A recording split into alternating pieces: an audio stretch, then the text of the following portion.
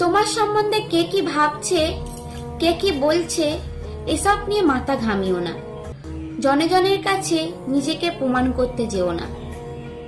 তুমি যেমন একসাথে সব মানুষের কাছে ভালো হতে পারবে না, আবার একসঙ্গে সব মানুষের কাছে খারাপও হবে না। কেউ যদি তোমাকে প্রচন্ড ভালোবাসে, কেউ না কেউ থাকবে যে তোমাকে ঘৃণা করবে। আবার কেউ যদি তোমাকে ঘৃণা করে, আবার অন্য কেউ এসে তোমার জীবনে ভালোবাসায় ভরিয়ে দেবে। সুতরাং অন্যের ভাবনা চিন্তার উপরে সময় নষ্ট করে কোনো লাভ নেই। সময় থাকতে থাকতে নিজেকে ভালোবাসো, নিজেকে ভালো রাখো, আর নিজের কাজের প্রতি কনফিডেন্ট থাকো। নিজেকে ভালোবাসলে দেখবে নিজের মন আনন্দে থাকবে। নিজেকে সময় দিলে দেখবে অন্যকে কি ভাবছে সেটা নিয়ে তোমার কিছু যায় আসবে না।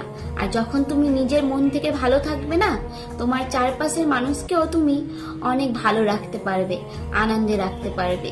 তাই নিজেকে ভালো থাকাটা অত্যন্ত জরুরি। সব মানুষের উচিত তাকে আগে নিজেকে ভালো রাখা, তারপর অন্যের কথা চিন্তা করা।